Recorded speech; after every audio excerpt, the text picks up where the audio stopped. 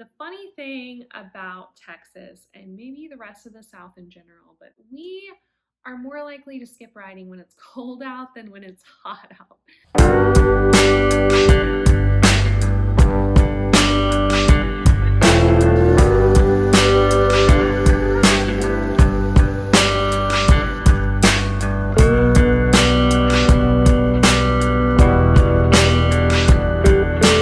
Hello, happy Monday. Thanks for joining me for another video. So I am shooting this video from my living room. Again, I kept meaning to shoot it from the barn last week, but I kept forgetting because I am human and I'm not really used to this whole YouTube life. So yeah, so I'm shooting it from my living room, but I've got horses in the background here on my wall, and I was able to actually like look kind of decent, not like such a hot mess, wearing makeup for probably the first time this summer. I'm just kidding, I've worn it a few times this summer, but typically not on my days off from work.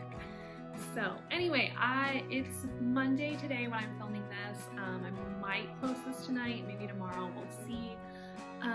But yeah, so Mondays the barn is pretty much closed. Occasionally I'll go out, but I didn't go out today because Mr. Flynn decided to take one of his shoes off over the weekend. So we all know how that goes. So I won't be riding until he gets a shoe fixed, which will hopefully be Wednesday.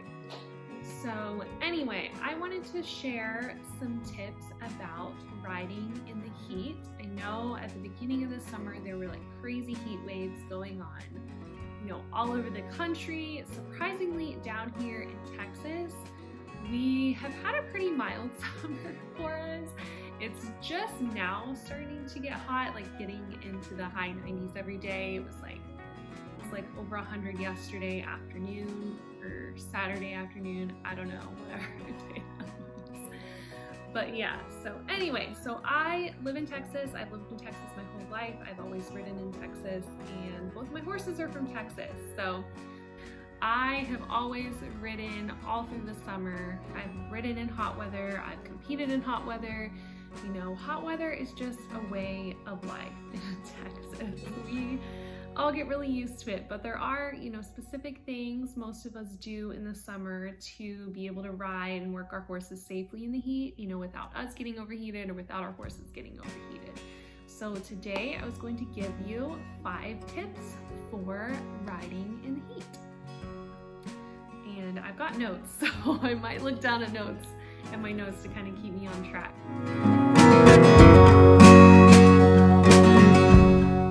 Number 1 is to avoid the heat of the day. So I typically ride in the morning around like 8 or 9 this time of year. I have ridden even earlier before. It just depends. And I know a lot of people who prefer to ride like later in the day, like, you know, 7, 8 p.m. at night.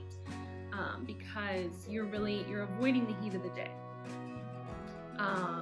Yeah, so you definitely want to avoid like midday, early afternoon when it's going to be hottest. So yeah, I like early morning rides. Some people like late evening rides. It's just we typically try our best to avoid, you know, the middle of the day.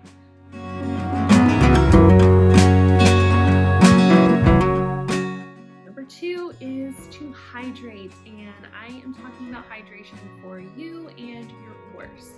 So I typically, as I said in my last video, I typically take my hydro jug to the barn with me, so I have like more than enough water for my time there.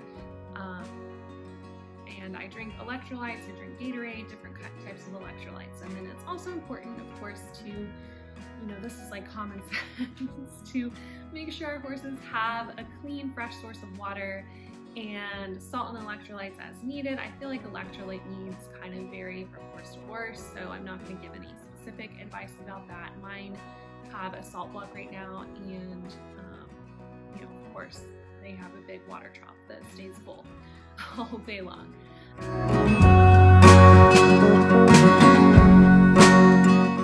Number 3 is when you're riding to take frequent breaks.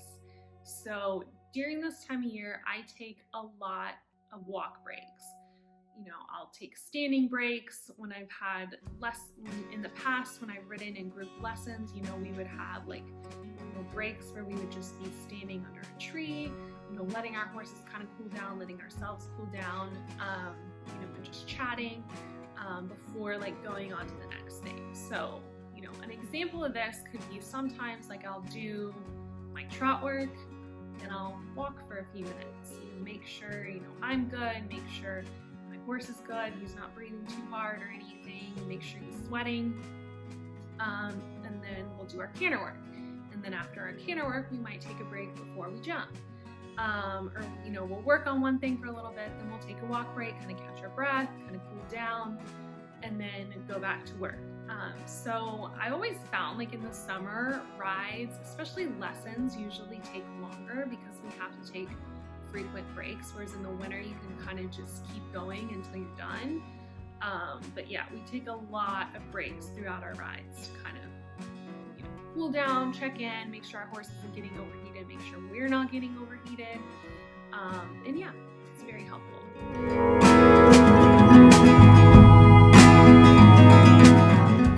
Number 4 is sunscreen and sun protection. So of course, I guess this could apply to some horses that, maybe white, have pink noses. I used to have a horse that had a pink nose and I would have to put sunscreen on him in the summer too.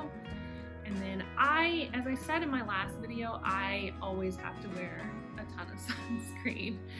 And sometimes I'll wear like button-up shirts that are like really lightweight to kind of protect my shoulders and arms from the sun. But I know once we get to like this part of the summer, July and August, I can't do sleeves, like pretty much wear tank tops every ride, but I do put a lot of sunscreen on. But also, riding earlier in the morning definitely helps because the sun isn't as intense as it is later in the day.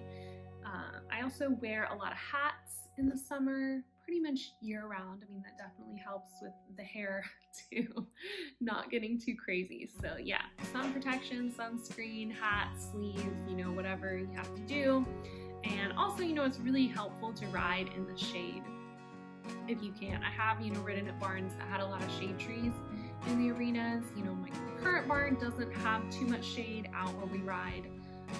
But yeah, if you can ride in the shade, that's always great. And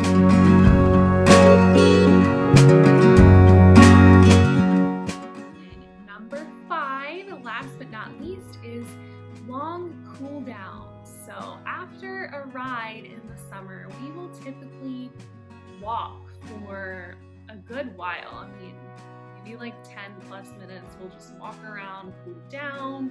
You might want to go on a trail ride again in the shade, kind of catch our breaths, kind of cool down a little bit. And then when I get off my horse of course gets a good shower. They get rinsed off. Sometimes they'll get a bath too. And that kind of helps them cool down even more. And then he gets parked in the cross ties with a fan blowing on him. And I'll pretty much leave him under the fan until he's dry, mostly because I know he'll roll as soon as I turn him back out. So I want him to be dry so the dirt doesn't stick to him, but that also lets me know that he is fully cooled down before he goes back out or before they go back to their stall. So yeah, I mean, it's a long process. Like riding in the summer definitely takes me longer than riding in the winter months because of all the breaks and the longer cool down, but it's definitely worth it because we're able to keep going. So I'm hoping this is helpful for you. And yeah, I don't really think I have anything else to say other than stay hydrated, stay as cool as possible, and I will see y'all in the next video.